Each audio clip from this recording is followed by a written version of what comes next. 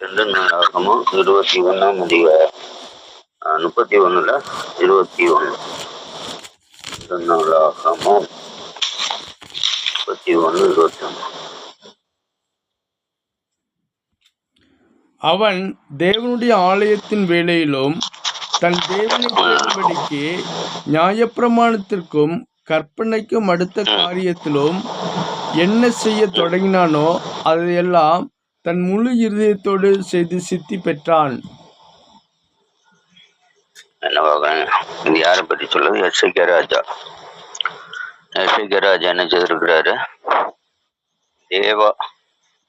தேவனுடைய ஆலயத்திலும் தான் தேவனை தேடும்படிக்கு நியாயப்பிரமாணத்தும் கற்பனைக்கும் அடுத்த காரியங்களிலும் என்ன செய்ய தொடங்கினானோ அதையெல்லாம் தன் முழு இருதயத்தோடும் செய்து சித்தி பெற்றான்.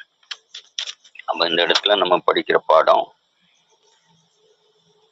ஒரு மனுஷன் சித்தி பெறுதல் அப்படின்னு சொன்னா வெற்றி பெறுதல்னு சொல்லலாம், பூரணமடைதல்னு சொல்லலாம், சித்திங்கன்னா வளர்ச்சி அடைந்தான்னு சொல்லலாம், நிறைவு பெற்றான்னு சொல்லலாம். சித்தி அப்படின்னு சொல்றது இம்ப்ரூவ்மெண்ட்ஸ், அவ்வளவுதான். இல்லை ப்ராஸ்பர்னு ஒரு இங்கிலீஷ்ல வந்து ப்ராஸ்பர், ஆசீர்வதிக்கப்பட்டான். அவன் எதெல்லாம் செய்தானோ எல்லாத்திலையும் ஆசீர்வதிக்கப்பட்டான். என்ன செய்தான்? ஆலயத்தினுடைய வேலை, அதுபோல தன்னுடைய காரியங்கள்ல எல்லாத்தையும் நியாயப்பிரமாணத்தும் கற்பனைக்கும் அடுத்த காரியங்களை இருதயத்தின் ஆழத்துல இருந்து ஆண்டவருக்குன்று செய்ததுனால ஆசீர்வதிக்கப்பட்டதாயிட்டு இங்க சொல்லப்பட்டிருக்கு. ஒரு மனுஷனுக்கு ஆசீர்வாதம் எப்போ வருது அப்படின்னு பார்த்தோம்னா, நன்மைகள் ஒரு மனுஷனை தொடரணும் அப்படின்னு சொன்னா, எஸ்ஐகே ராஜாவை போல தன்னுடைய வாழ்க்கையில ஒரு ஜீவிதம்.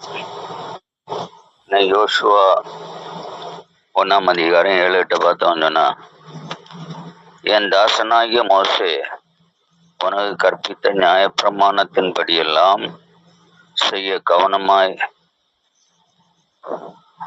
இருக்க மாத்திரம் மிகவும் பலங்கொண்டு திடமனதாயிர, நீ போகும் இடமெல்லாம் புத்தியாய் நடந்து கொள்ளும்படிக்கு அதை விட்டு வலது இடது புறம் விலகாதிருப்பாயாக.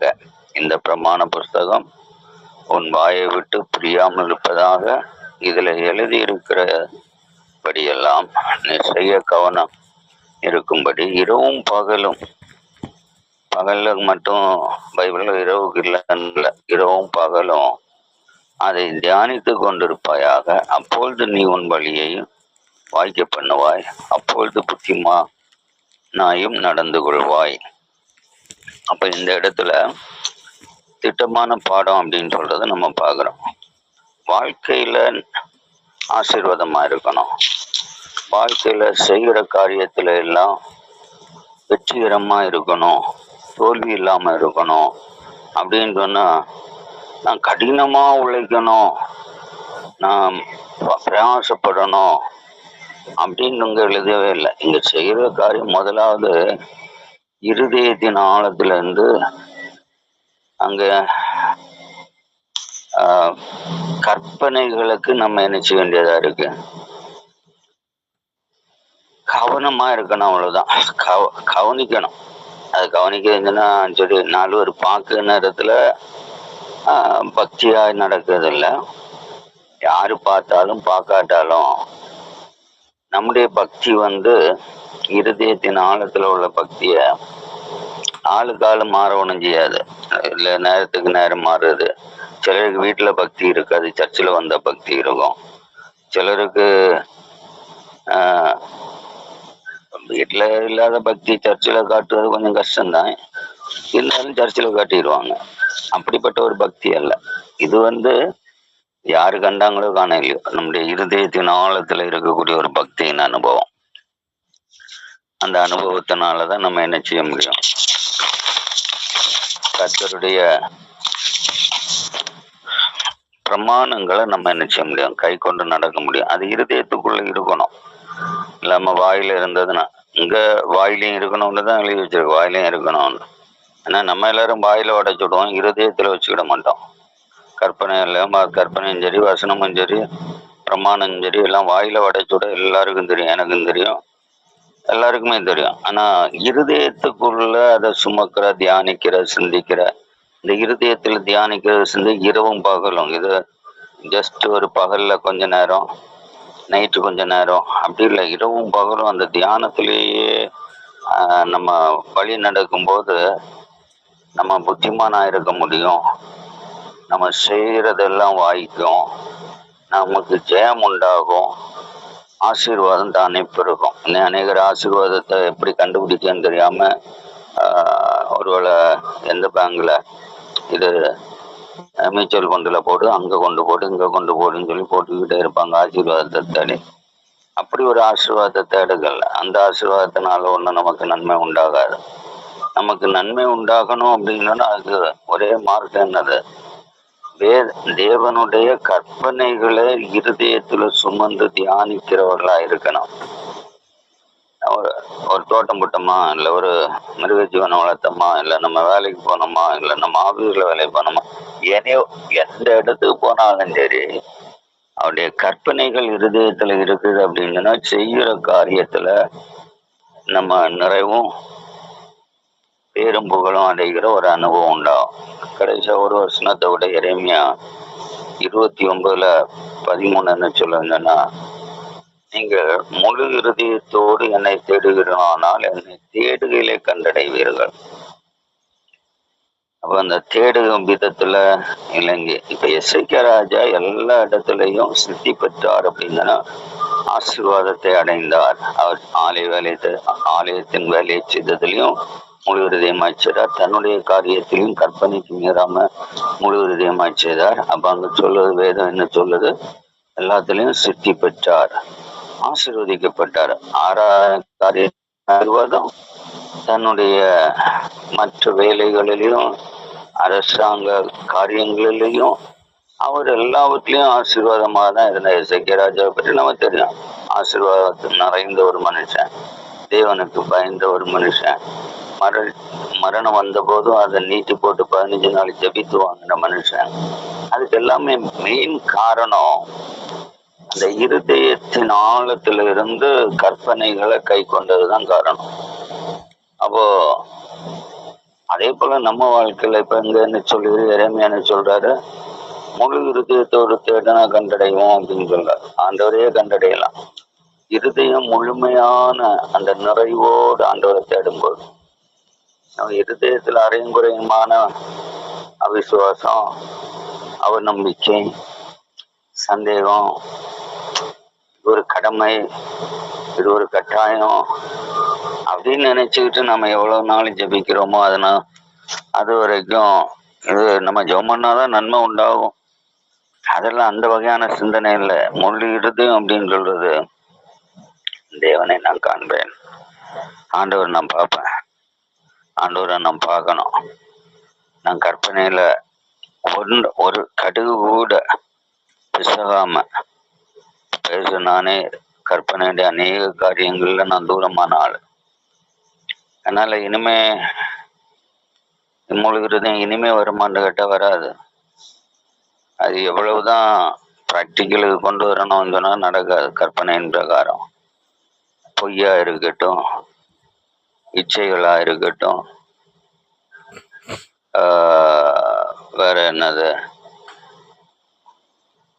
ஒரு வேளையில தாய் தப்பனை கனம் பண்ணுகிற இடமா இருக்கட்டும், எல்லாம் ஃபெயில்டு, தோல்வி. இனிப்ப அவங்க எல்லாம் போய் சேர்ந்தாச்சு, இனி எங்க போய் கனம் பண்ண முடியும்? கதை எல்லாமே முடிஞ்சு போச்சு. முடிஞ்ச பிறகு இப்போ உணர்ந்துகிட்டு ஒரு பிரயோஜனம் இல்லை.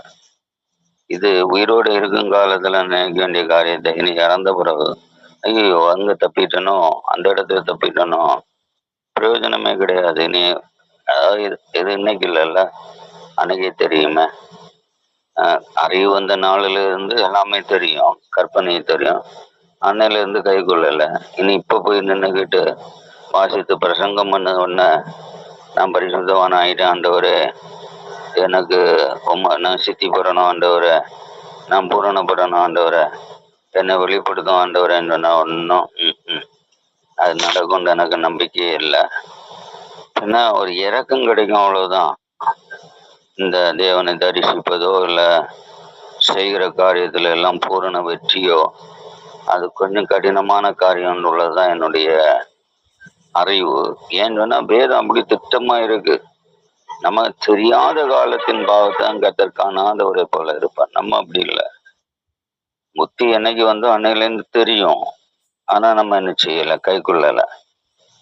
எதெல்லாம் செய்யக்கூடாதுன்னு சொல்லியிருக்கோம் அதெல்லாம் தான் செய்துட்டு நடந்தோம். அதுல எல்லாம் தான் நம்ம நேர போக்கா இருந்து இனி இப்ப போய் நின்றுக்கிட்டு ஆண்டவர் என்ன இப்போ வயசாகியாச்சு, கிழமை ஆகியாச்சு, இனி இப்போ ஒண்ணுக்கும் என்னது இச்சைக்கும் இடம் இல்லை, பொய்ன்னு சொல்லிட்டு இனி ஒரு பிரயோஜனம் இல்லை. அன்னைக்கு போய் சொல்லாம இருந்திருக்கணும். அன்னைக்கு இச்சையின் உலகத்தின் இச்சைகளுக்கு இடம் கொடுக்காம இருந்திருக்கணும். அன்னைக்கு தான் இதை பண்ண கண்ணப்படுத்தி இருக்கணும். இன்னைக்கு போய் நின்றுக்கிட்டு நீ ஆண்டவரே நான் நல்ல பாவி இல்லை, நான் நல்லவன் பரிசுத்தவான், அது எனக்கு தெரியல. எல்லாரும் அப்படிதான் வேஷம் போடுவாங்க, எனக்கு வேஷம் போட முடியாது. அப்ப நீங்க ஏன்னு சொன்னா நீங்க கேட்பீங்க, நீ நான் ஆண்டவர் எல்லாரும் சர்ச்சை கட்டும் போதும் எல்லாத்துலயும் ஆண்டவர் உத்தமமா இருந்த பின்ன என்ன உனக்கு ஆண்டவரை தரிசிக்க முடியலையா? காலையில எழும்பி இருந்து அப்படி ஒரு சிந்தனை எல்லாம் வரும். நீங்க சொல்லலாம், நான் சிந்திக்காம சும்மா உட்காந்துருந்தேன். நீங்க தான் இப்ப சொல்லி எங்களை சிந்திக்க வைக்கிறீங்கன்னு சொல்லுவீங்க. அது எப்படியா இருந்தாலும் சரி, சுய அந்த முழு இருதயம் அப்படின்னு சொல்றதுக்கு தன்மை, அதாவது அத என்னால எப்படி அந்த முழு இருதயத்தை ஒண்ணு வளர்க்கணும்னு பாக்குறேன். இப்பொழுது இஸ்ரவேலே உன் தேவனாகிய கர்த்தருக்கு பயந்து அவர் வழிகளில் எல்லாம் நடந்து அவரிடத்துல அன்பு வந்து அங்க முழு இருதயம் சொல்லு அன்பு தோன்று. இது உபாகம் 10:12 வாசிக்கிறேன். உன் முழு இருதயத்தோடும் உன் முழு ஆத்மாவோடும் உன் தேவனாகிய கர்த்தரை சேவித்து.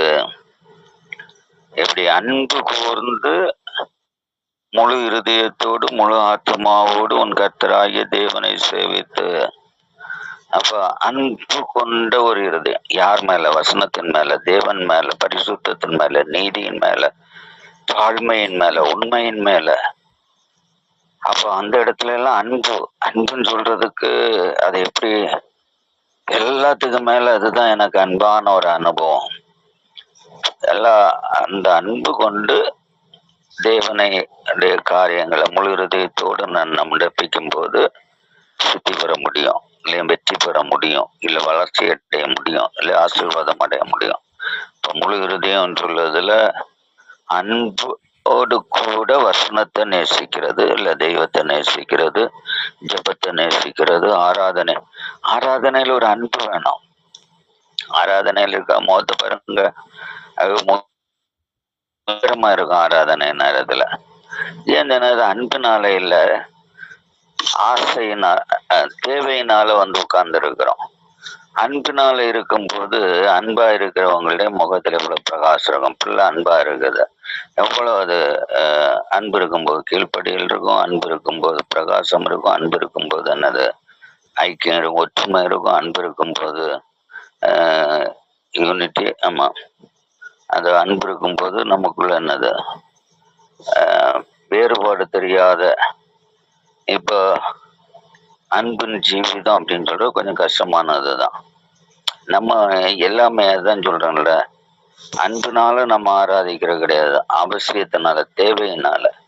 நம்ம தேவைகள் நிறைவேற்றணும், நம்ம தேவன் நமக்கு ஏதோ செய்யணும் அப்படின்றது எதிர்பார்த்து. அப்படி எதிர்பார்க்கும் போது நீ கொடுக்கறதுக்கு தான் ஆண்டவர் கொடுப்பாரு. இல்லைன்னா இந்த அன்பினால செய்யும் போது எல்லாமே வெற்றிகரமா முடியும். அந்த வெற்றிகரமான அனுபவத்தை தேவன் நமக்கு தரத்தக்கதாக அவருடைய சமூகத்தில் ஆண்டவரை என் இருதயம் உண்மை பூரண அன்போடு ஏற்றுக்கொள்ள எனக்கு பலன் தாரும்னு சொல்லி என்னை கேட்போம். கர்த்தர் தான் இந்த நாளை நமக்கு அவருடைய கற்பனைகளை முழு இருதயத்தோடு வாழ்க்கையில கை கொண்டு ஜீவித்து காரியங்களில சித்தி பெற கிருபை செய்வாரா.